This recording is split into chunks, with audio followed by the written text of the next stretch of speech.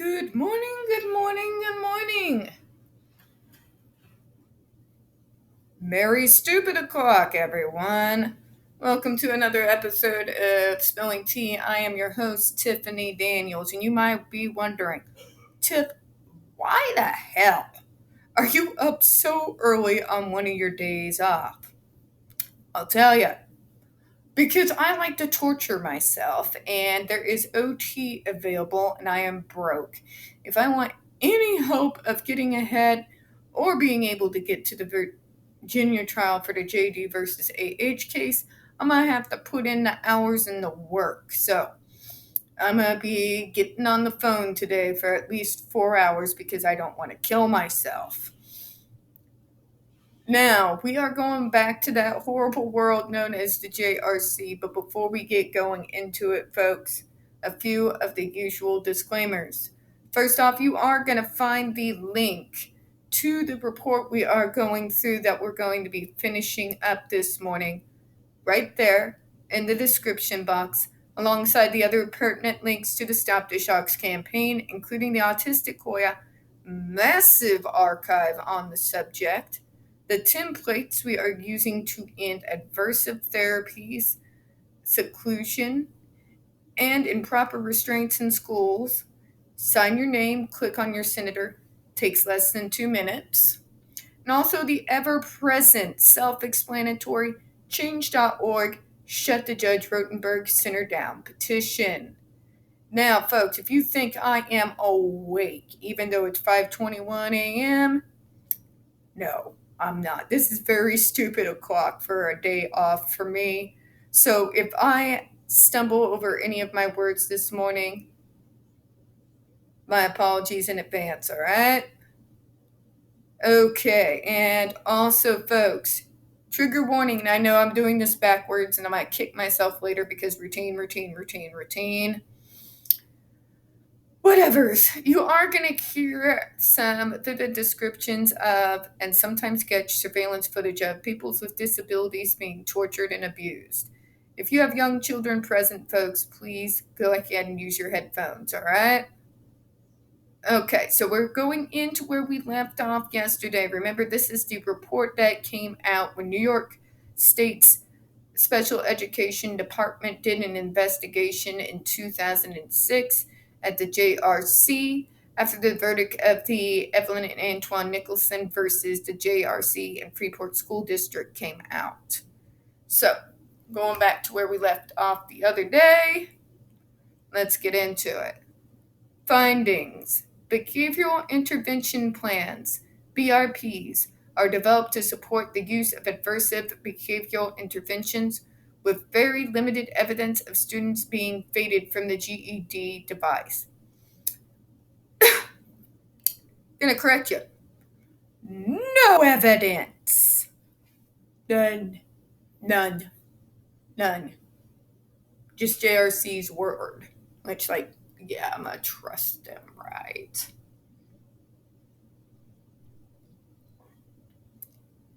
Sure can. Okay, so we got some bullet points to go through here.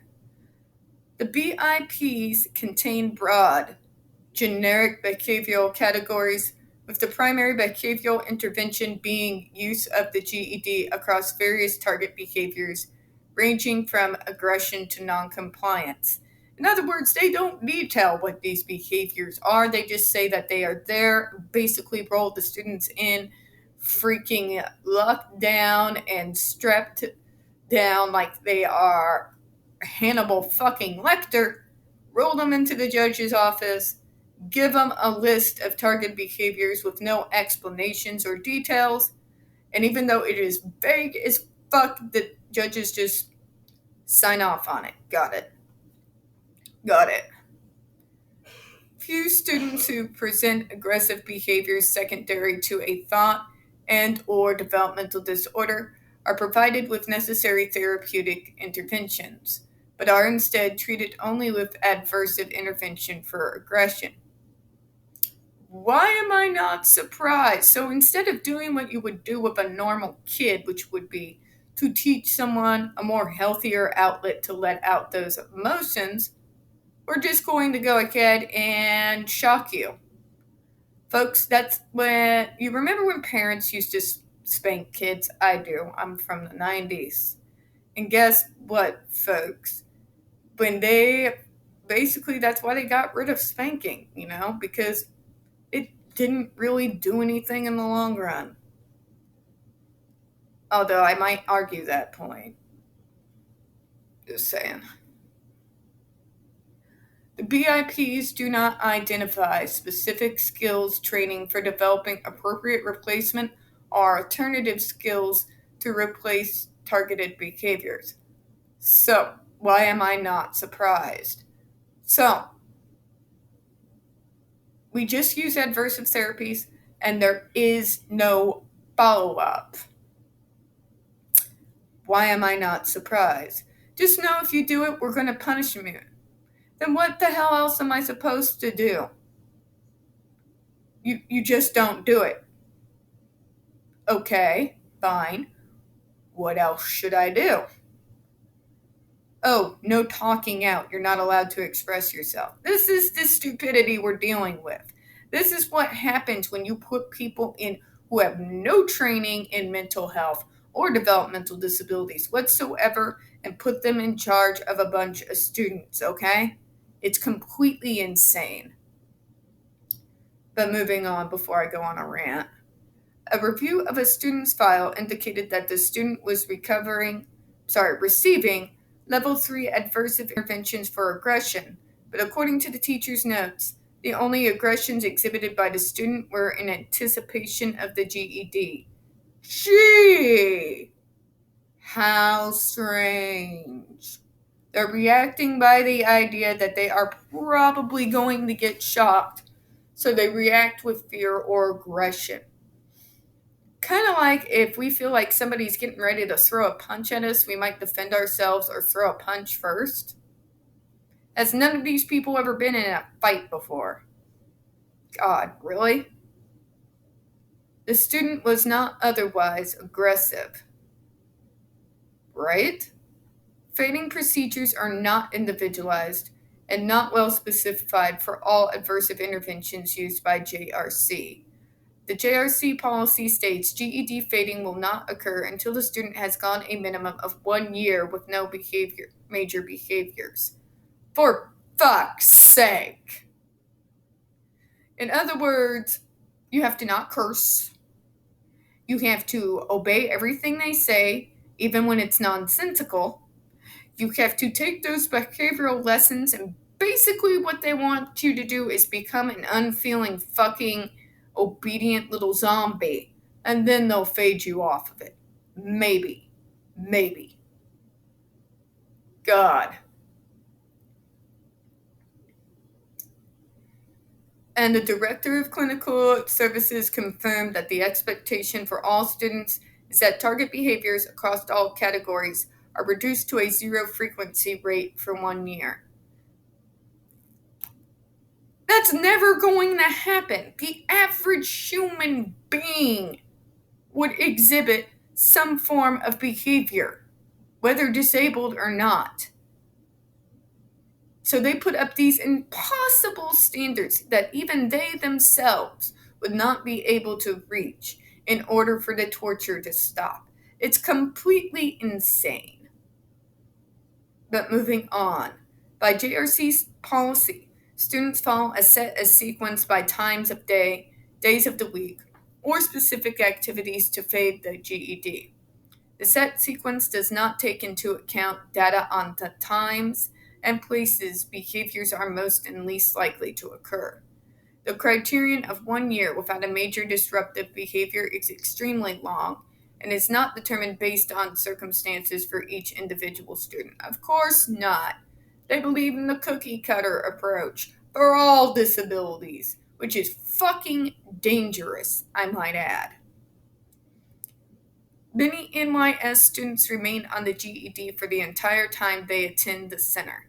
At least 2 students have been on the GED device since 1999. Others began in 2000 and 2001.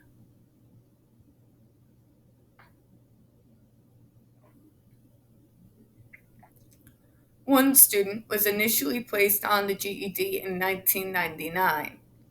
The GED was faded at one time and then resumed, and the student is currently on the device.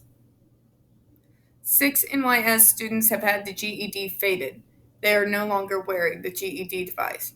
However, it was reported that a faded student could be placed back on the GED if he or she demonstrated previously inappropriate target behaviors. Oh, you mean like this, JRC?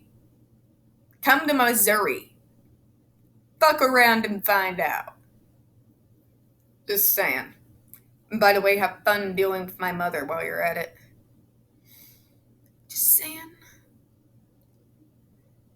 JRC promotes a setting that discourages social interaction between staff and students and among students. So, JRC, if your whole idea is that they'll be more acceptable to society, explain me why you allow them no interaction. Shouldn't you be integrating them socially? Yeah.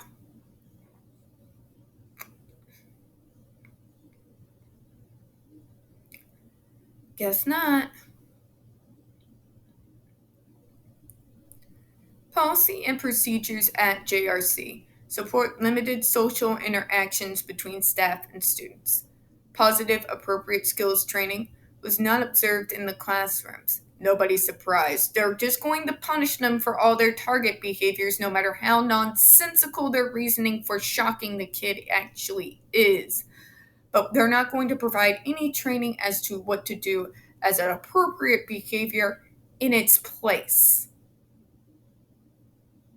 There was very limited interaction between classroom staff and students except for one-to-one prompting, jargon to computer tasks, and or awarding or removal of tokens. So let me guess, JRC, you let the computers do all the teaching. And this is how you get away with having people who are not licensed to actually teach anyone anything to be around these kids. JRC does not promote the development of social skills for any of their students, and in fact requires that the students not attempt social interactions with staff or classmates as part of their behavior programs. Just fucking insane. You're going to tell me that you want them to go forward and be a part of society, yet you're going to do nothing to facilitate that very thing? You're just going to torture them into fucking compliance? Wow. Questions to staff about programs for social skills development were always answered by descriptions of social opportunities that included recess as well as scheduled recreational outings. For fuck's sake, they're goddamn teenagers. Recess? Really? Really? Could you be more condescending? Are we animals or are we five, JRC? Fucking pick one. The recreational outings were with groups of students and provided no opportunities for interaction with members of the general community. Not surprised. But out here in Missouri, we have a community integration program. And we're the Bible Belt, Massachusetts, and we are kicking your ass. Just saying. We have transition services, community integration services. We have programs in regards to assisting living so that we can get people ready to be in a regular apartment out on their own. I know because I was a part of and helped develop these programs. Wow. Y'all just sad. Several observations were made of the outdoor recess periods and lunch breaks. The recreation area was set up with swings and a wooden structure for climbing and walking across bridges and several plastic slides. Because we're going to treat fucking teenagers and young adults like children. The area was very well maintained and appropriate for children under 7 or 8 years old. Exactly. However, the student during all observations appeared to be adolescents. Again, my point. Staff was attentive in providing appropriate supervision to students, and the interactions between staff and students were positive, supportive, and respectful. However, they tended to be helping interactions rather than conversations or play. During 5 observations involving a total of 59 students, there were no instances of students socializing with other students, and only 5 instances observed of students socializing with staff.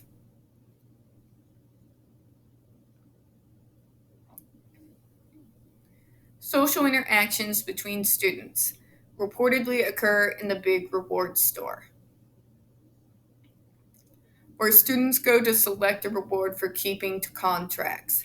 When questions about friendships and social interactions among students, the students interviewed said they were not unable to socialize in a natural way.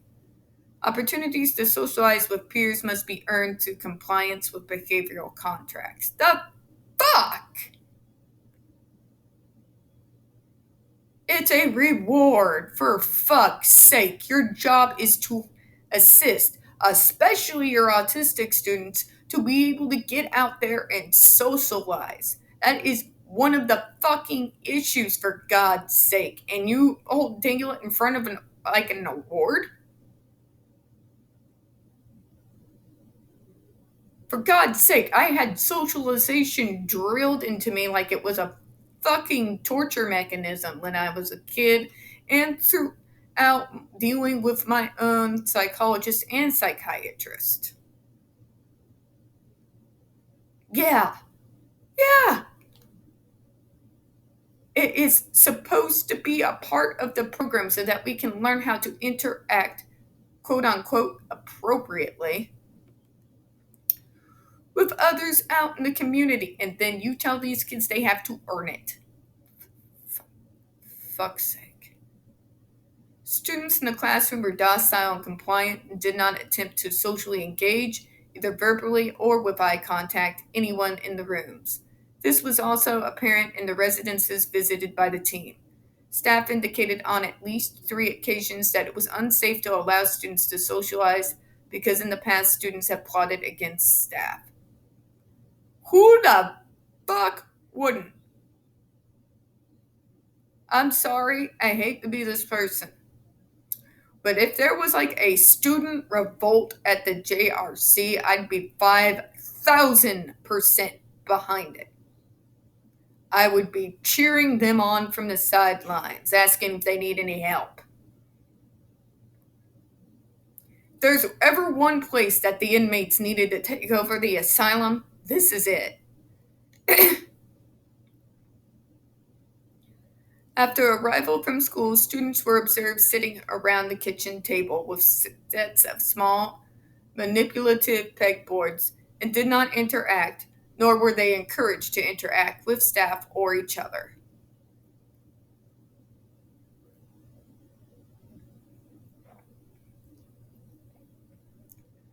The privacy and the dignity of students is compromised in the course of the JRC's program implementation. Thank you, New York! Video surveillance system monitoring includes not most bathrooms and all bedrooms, but no formal staff monitoring system is in place to ensure the privacy and dignity of students and consumers during intimate grooming, hygiene, or personal sexual behavior, masturbation. For example, no procedures were in place to ensure staff was not observing opposite sex residents during showering. One NYS student's behavior program states C will wear 2 GED devices. C will wear 3 spread GED electrodes at all times and take a GED shower for her full self-care. This student and all students at JRC is monitored through JRC's surveillance system, and a staff person would monitor her in the shower. Imagine that. Imagine that. You are being observed while in the shower, and nobody sees a problem with this. Students were observed as they arrived and departed from school. Almost all were restrained in some manner, some with metal police handcuffs and leg restraints, as they boarded and exited the vehicles. Several students are transported with in wheelchairs that keep them in 4-point restraint. Fucking insane. The collateral effects: increased fear, anxiety, or aggression on students of JRC's punishment model are not adequately assessed, monitored, or addressed. There does not appear to be any measurement of treatment for the possible collateral effects of punishment such as depression, anxiety, and or social withdrawal. Student interviews revealed reports of pervasive fears and anxieties related to interventions used by JRC. Students verbally reported a lack of trust, fear, feeling upset, anxious, and loneliness. One student's behavior plan indicated that the student is to be rewarded when he or she does not interact with a staff member preparing to or administering the GED to another student. So basically, you are not only wanting them to be zombies, but you are encouraging them to be completely infeeling and have no feelings of compassion for their fellow human beings. What are you trying to create here, JRC? Fucking sociopaths? Implying that this student may be having collateral effects when peers receive skin shock consequences. One student stated that she felt depressed and fearful, stating very coherently her desire to leave the center. She is not permitted to initiate conversation with any member of the staff. She also expressed that she had no one to talk to about her feelings of depression and her desire to kill herself, and told the interviewing team that she thought about killing herself every day. Her greatest fear was that she would remain at JRC beyond her 21st birthday. And that's the end of the report, folks.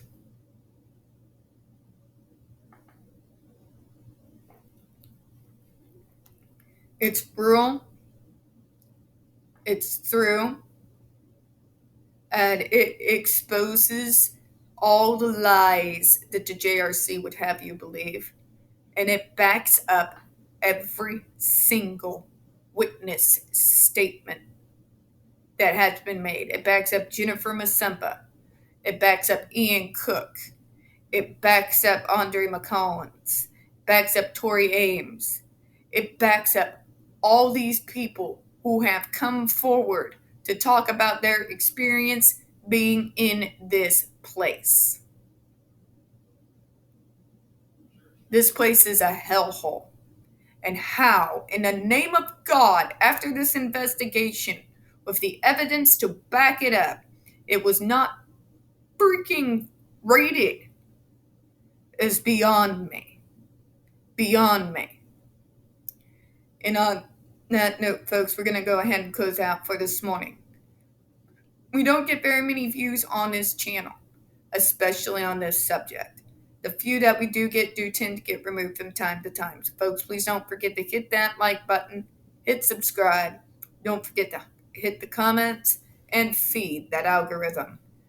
Do appreciate your time this morning. And as always, we here at Spilling Tea hope you have a good one. Bye-bye.